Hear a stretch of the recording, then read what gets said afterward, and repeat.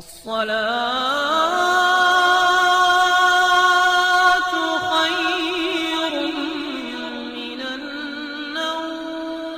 ناظرین گرامی، جدید سائنسی تحقیق کے مطابق احرام مصر پتھر سے نہیں بلکہ مٹی کی اینٹوں سے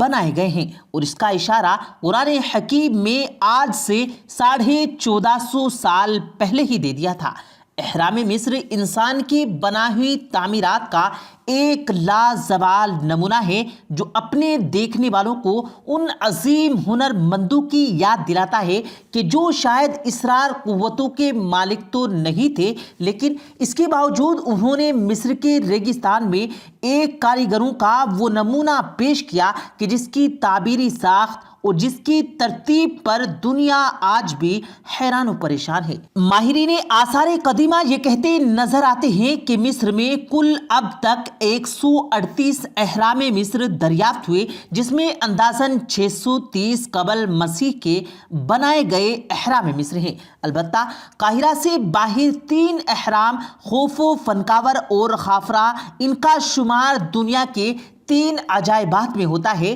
جن میں سب سے بڑا احرام خوفوں کا احرام ہے۔ تاریخ دانوں کا یہ بھی کہنا ہے کہ ان قدیم میناروں کی فرعون مصر نے اپنے مقبروں کے لیے تعمیر کروایا تھا، اس لیے ہر فرعون کہلانے والے سلاطین نے اپنی ممی کو محفوظ رکھنے کے لیے علیحدہ علیحدہ احرام تعمیر کروائے۔ کہا یہ بھی جاتا ہے کہ یہ احرام مصریوں کے اس عقیدے کے نتیجے میں وجود میں آئے کہ اگر مرنے کے بعد مرنے والے کا جسم محفوظ رہے تو دوسری زندگی میں زندہ ہو جاتا ہے، اس لیے ان احراموں کی دیواروں پر سلاطین و مصر کی آخرت کے سفر میں آسانی اور درجات کی بلندی کے نظریے سے تصاویر بھی نقش کی گئی۔ ان احراموں کی دیواروں میں استعمال ہونے والے پتھروں کی انتقابل حد تک یقین وزنی اور بڑی ہیں۔ اس کے باوجود لوگ یہ کہتے نظر آتے ہیں کہ مصر میں آنے والے حالیہ شدید ترین زلزلوں میں احرام مصر کو بھی شدید نقصان پہنچا ہے۔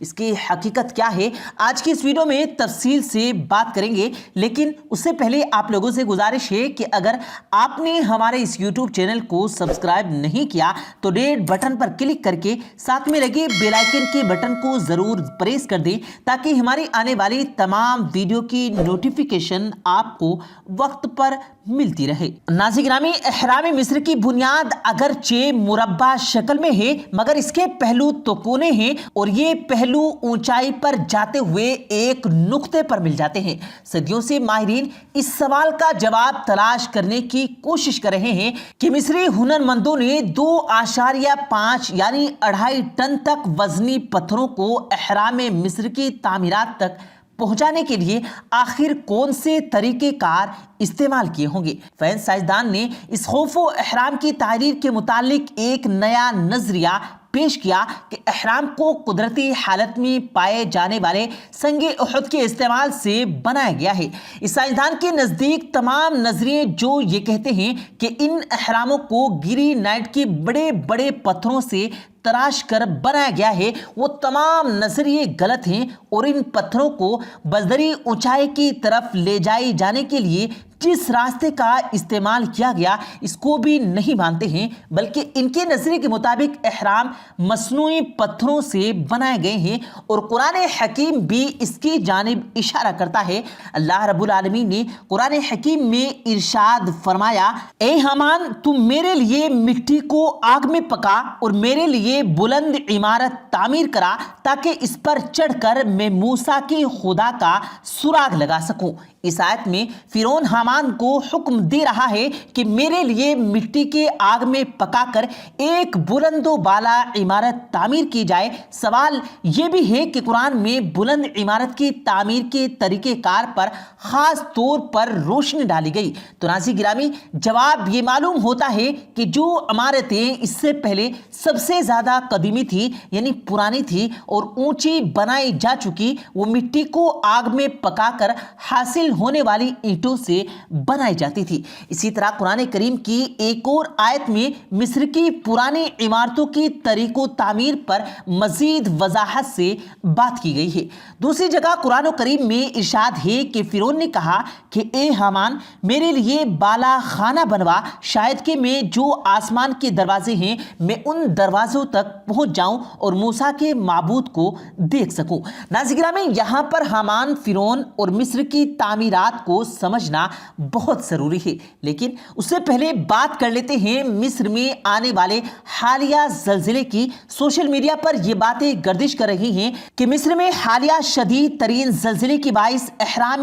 مصر کو نقصان پہنچا ہے اور شاید اب یہ احرام مصر کمزور ہو چکے ہیں، جس کے باعث زلزلے نے نقصان پہنچایا اور یہ گرنا شروع ہو گئے ہیں۔ دراصل ایسی کوئی مصدقہ اطلاع یا مصری ویڈیو یا عالمی پلیٹ فارم کی جانب سے ایسی کوئی رپورٹ سامنے نہیں آئی، کیونکہ احرام مصر جنہیں پیرامڈز آف ایجپٹ کہا جاتا ہے، یہ آثار قدیمہ کے تحت آتے ہیں اور دنیا بھر سے لوگ انہیں دیکھنے کے لیے آتے ہیں۔ ان کے متعلق دنیا میں مختلف اوقات میں مختلف طرح کی ریسرچز اور مختلف رپورٹ جاری ہوتی رہتی ہیں۔ اگر مصر کے زلزلے کے دوران انہیں نقصان پہنچتا تو یقیناً عالمی اداروں کی جانب سے اس پر کوئی نہ کوئی رپورٹ ضرور جاری کی جاتی، اس پر بھی بات ضرور کی جاتی۔ اور ناظرین گرامی، ایک دوسرا معاملہ جس پر ہم نے بات کا آغاز کرنا تھا وہ یہ کہ فرعون، حامان اور مصر کی تعمیرات کیسی ہے۔ فرعون نے حامان کو یہ حکم دیا تھا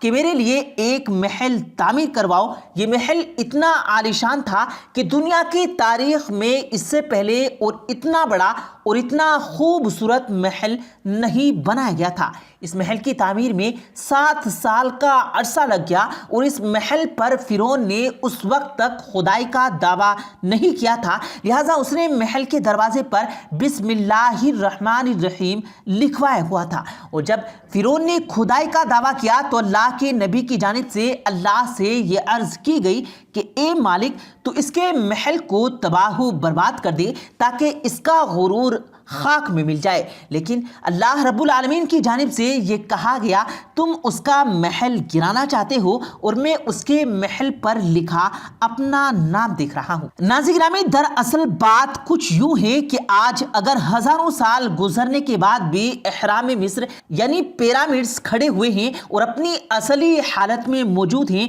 دنیا میں کوئی زلزلے آئے، ان احرام مصر کئی طرح کے موسم، کئی طرح کے حالات، دھوپ، سردی، سورج، بادل، بارش، ہوائیں، سبھی کچھ برداشت کیا تو دراصل یہ اللہ رب العالمین کی جانب سے ایک معجزہ ہی ہے۔ قدرت یہ پیغام دینا چاہتی ہے کہ جو کوئی بھی اللہ کی اس خدائی کو چیلنج کرتا ہے تو اس کا انجام پھر اللہ کیا کرتا ہے، فرعون کی کہانی سے دیکھا جا سکتا ہے، اور اللہ انہیں یوں ذلیل و رسوا کرتا ہے کہ آنے والی دنیا میں بھی لوگ ان پر لعنت اور ملامت کرتے ہیں۔ پیارے دوستو، امید کرتے ہیں آپ کو آج کی ہماری یہ ویڈیو ضرور پسند آئی ہوگی۔ اگر آپ کو یہ ویڈیو پسند آیا ہو تو اس ویڈیو کو دل سے لائک کریں اور زیادہ سے زیادہ لوگوں تک اس ویڈیو کو ثواب کی نیت سے شیئر کریں، اور اس ویڈیو کے بارے میں آپ کی کیا رائے ہے کمنٹ سیکشن میں اپنی رائے کا اظہار ضرور دیں، اور مزید اسی طرح کی روز کی ویڈیو پانے کے لیے ہمارے چینل کو ضرور سبسکرائب کریں۔ ملتے ہیں پھر ایک نئی ویڈیو کے ساتھ، تب تک کے لیے اللہ حافظ۔